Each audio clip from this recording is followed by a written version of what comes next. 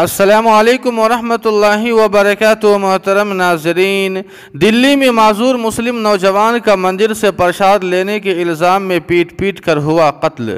مشتعل ہجوم نے اسرار کو کھمبے سے باندھ کر تشدد کا بنایا نشانہ، جس سے وہ موقع پر ہی جاں بحق ہو گیا۔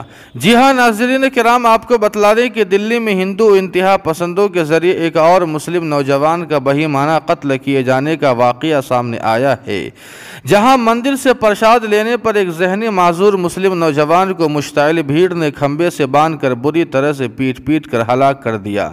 جانکاری کے مطابق یہ واقعہ نئی دہلی کے علاقہ سندر نگری میں پیش آیا ہے، جہاں 26 سالہ مسلم نوجوان اسرار نے مبینہ طور پر مندر سے پرساد کھا لیا تھا، جس پر موقع پر موجود افراد نے اس پر چوری کا الزام لگا کر اسے کھمبے سے باندھ دیا۔